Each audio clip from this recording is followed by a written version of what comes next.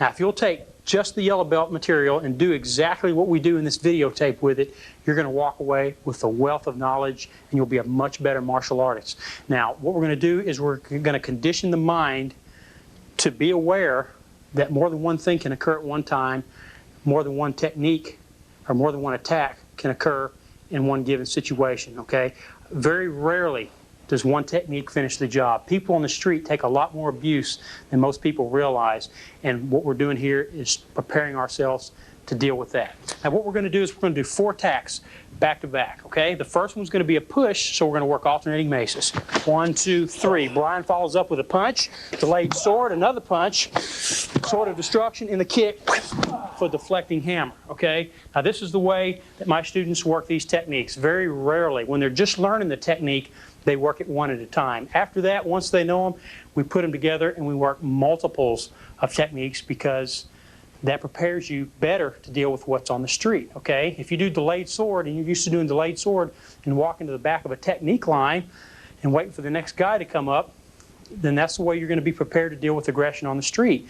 And unbeknownst to you, if you ever get grabbed, you may stop after one technique and not be mentally conditioned to expect the next, okay? Now, the odds of somebody attacking you in this particular order, it could happen, and maybe it could, maybe it couldn't. But nevertheless, what you're doing is mentally preparing yourself to expect something else to happen, and that's important. So let's do it a little bit quicker, a little more speed and power, like we do it out on the street.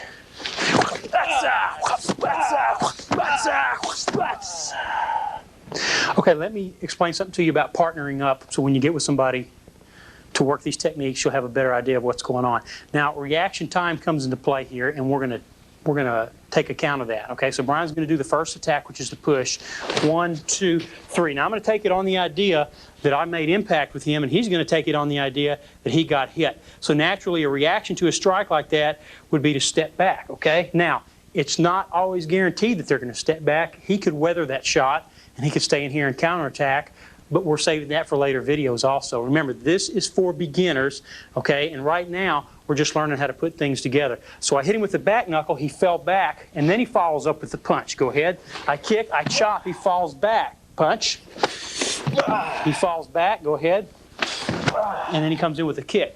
But the falling back after each technique will allow you a little bit of reaction time to prepare. Now, later on down the line, if he doesn't fall back, we're going to teach you how to keep striking and so forth. But for right now, I want you to fall back after each attack, okay, so you can recondition yourself for that next attack to come in. Now, you could work it like this. Brian doesn't fall back, and he pushes. I go 1, 2, 3. He punches in place. 1, 2, 3. 1, 2, 3. And then the kick, okay? That's a lot of in-close fighting right there. And there's a good chance of getting injured while you're doing that as well, because this is intense and it will pump you up. So when you start out, fall back, okay? And then you can start cutting your distance, and then you can do this particular drill spontaneously, okay? Now, realistically, the push would be the first attack. Somebody's not going to throw a punch, and if you block the punch and then try to push you, more than likely they're going to push first, okay? So Brian pushes, and I knock him back. Now, stay in your neutral, keep your guard up. Now, he may shoot anything. He may shoot the kick next. Go ahead. So, boom, he falls back. He may shoot a punch, either hand, and then the other punch, okay? So what you do is you stay in your neutral bow and stay focused on your opponent, watch the center mass, and learn how to pick these strikes off as they come in.